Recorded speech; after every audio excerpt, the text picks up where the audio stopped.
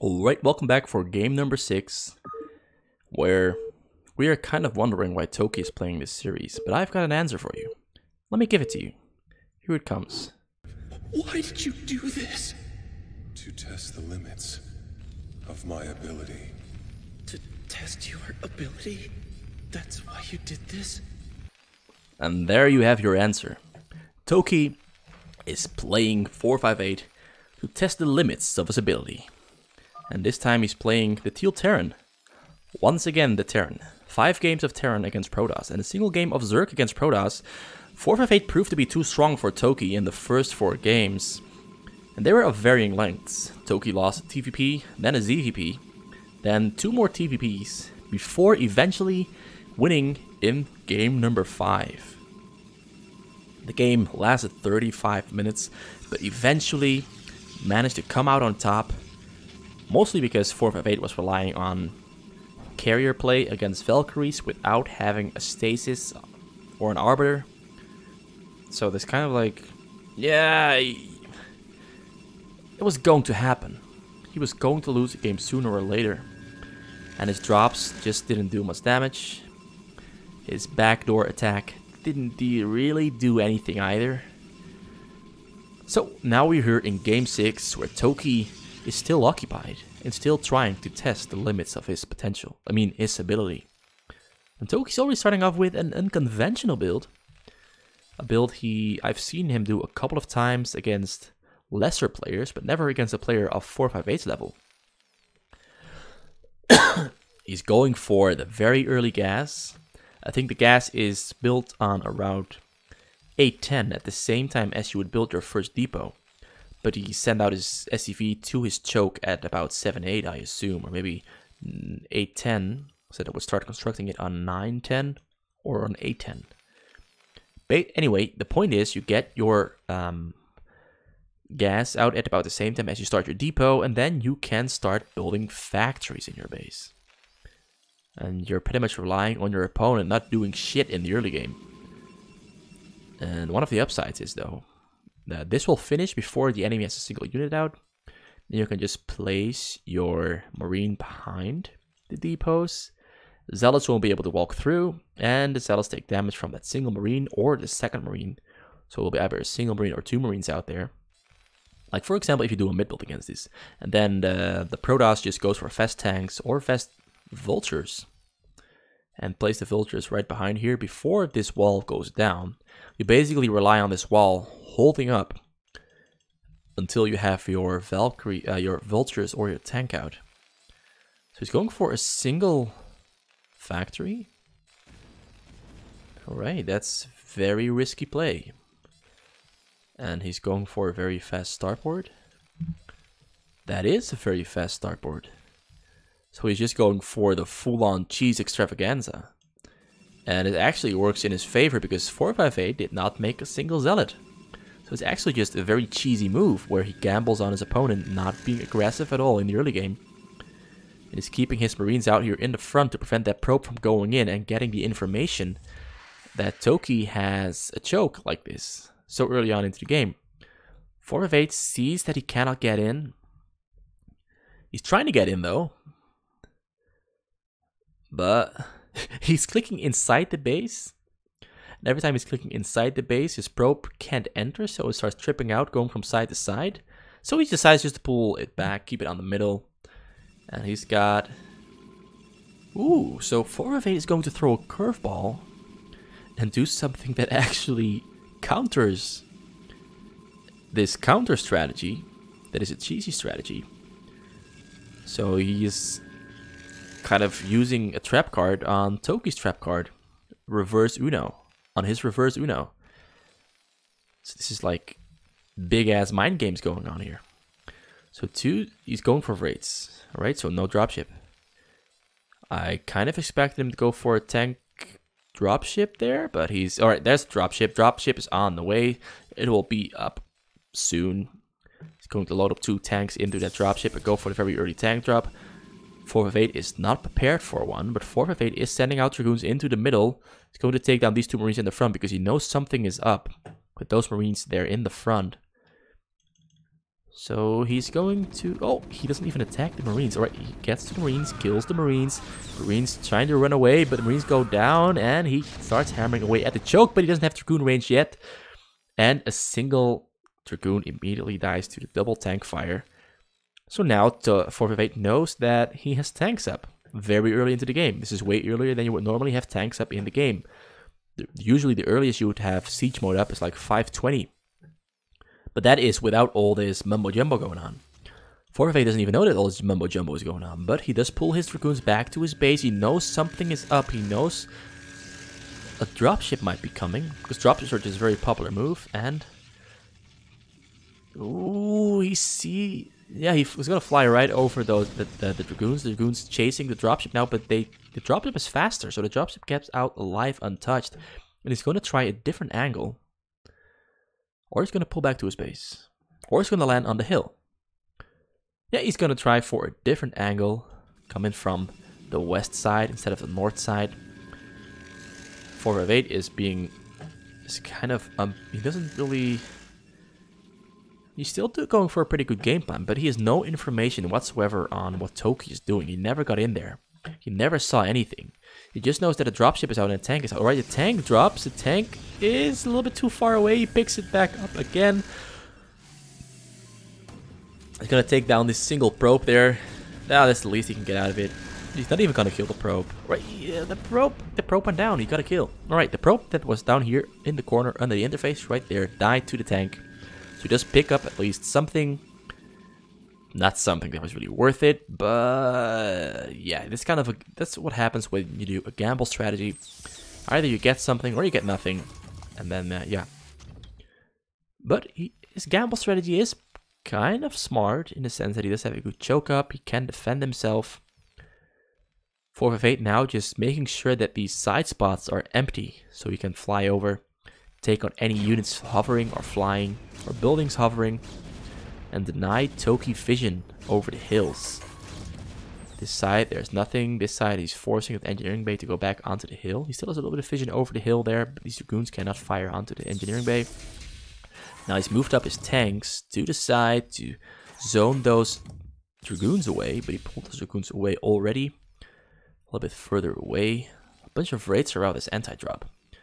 Their 4 shuttles have finished for 458. 2 more shuttles are on the way. Our Templars on the way too. There are no Templars on the way, no Reavers on the way, just Zealots on the way. And... Oh wait, I just found something out. I found out how to track a unit. That's cool. So you do a right click on a unit and it tracks the unit. I've been trying to find this out since forever. That's really sweet to know. Right, so I found out that's going to be useful for the future. So I can track drops without having to do this jumpy movement with my mouse keys. Not the mouse keys, the directional pointy arrow keys. This is really annoying if I do just this. Woo! This is way smoother, way less annoying. The quality of this movement is way higher. Just look at it, it's so smooth. It goes down eventually. But he finally got himself some information on the base.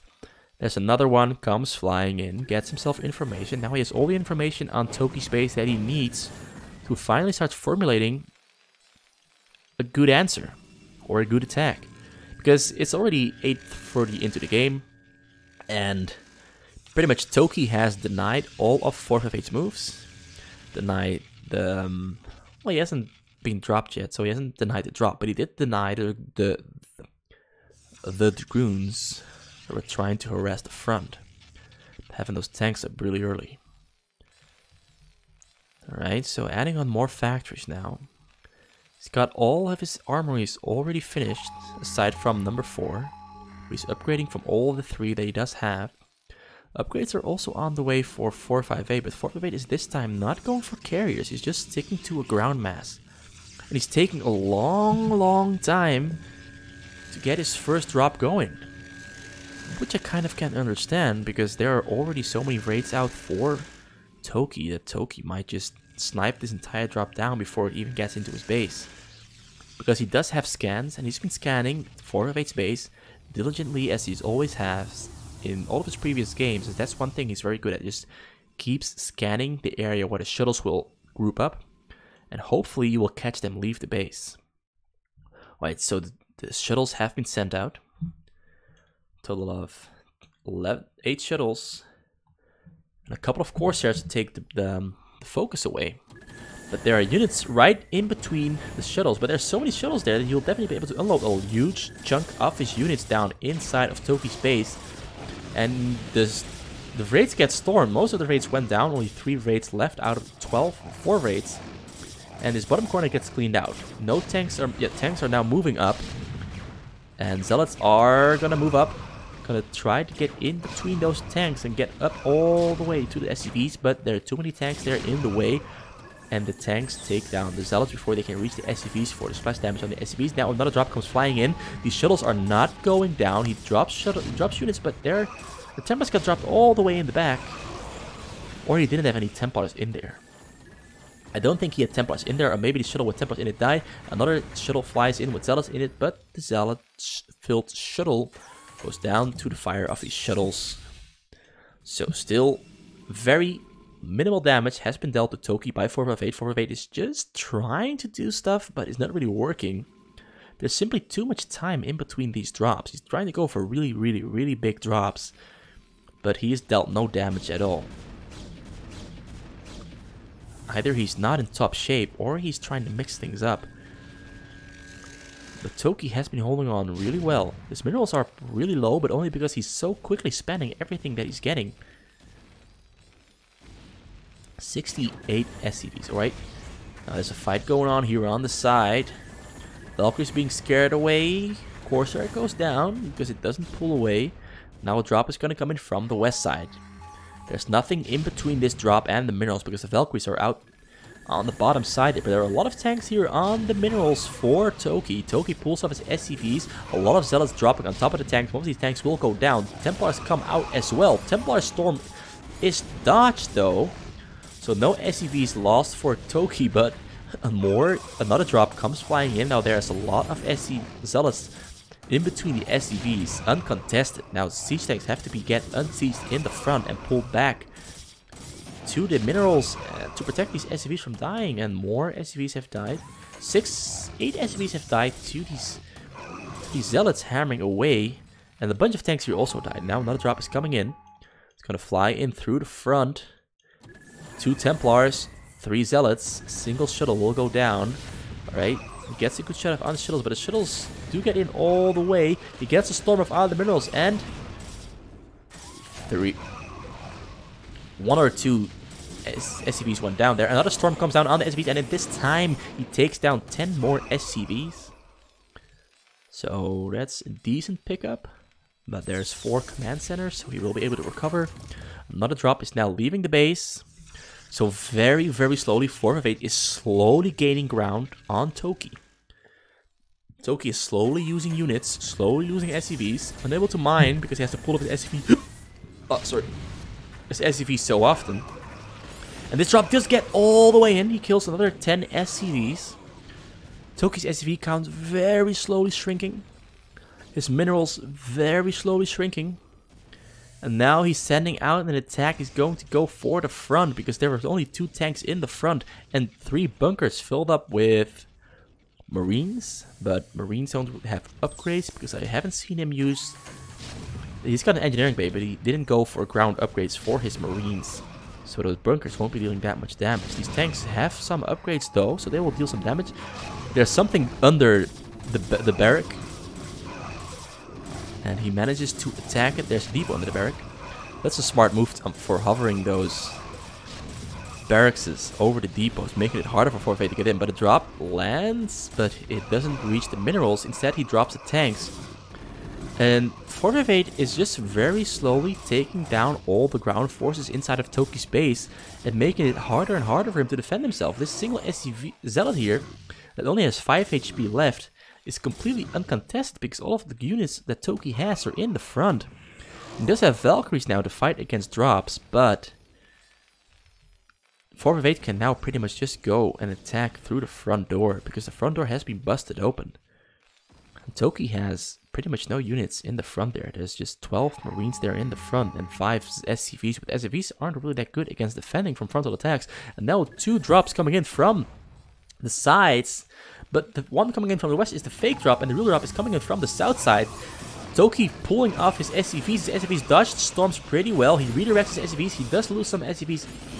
He loses all of the SCVs that he had on his minerals because there's just 4 storms coming down on his SCVs. He has to keep dodging and dodging and dodging, but eventually one of them is going to hit. There's evidence there, and tOki is now in a really, really bad position because he has very few units in his base. He's got 12 tanks located near his main. But another drop is flying in while the Valkyries are distracted by shuttles leaving. So he drops his units on top of the choke, and the choke is going to go down because now he's got attacked from the front and from behind. Zealots on top of the choke. There's way too many Zealots there. The Zealots will be able to clear out all these tanks as well because there's just so many of them. And the Zealots have upgrades. Tanks also have upgrades. Tanks microing backwards just a little bit.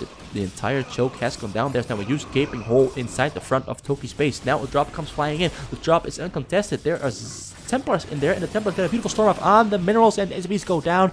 And this is game over for tOki. And he pulls the last couple of SCVs back onto the minerals, but one of these Templars still has storm energy, right? They all still have storm energy, so he can just throw another storm right here, and he's just waiting, and bam! And the SCVs go down, and the tanks go down, and the Valkyries go down. Oh, tOki. That's a very painful game. I didn't think 458 would be able to turn the tide so quickly, but only within 6 minutes of time he turned the tide completely. tOki was in such a good position, but 458 just pulls it off and makes it happen. And this is the kind of play that I really like to see from 458. Not the carrier stuff, but the continuous smart drops with smart movements, frontal attacks, smart storms, great unloads on the sides of the base, distracting tOki, forcing tOki to move around, just slowly chipping away at him. This is the kind of play I prefer from 458. To me, it looks way more beautiful than just going straight up carriers and just moving your carriers around the map and not doing that much damage because you're fighting against Valkyries without Arbiter support, and the carriers just keep going down. This is just way more effective, way quicker. So yeah, beautiful game from 458. tOki falls. And thanks for watching this series where tOki was... To test the limits of my ability. To test your ability? That's why you did this?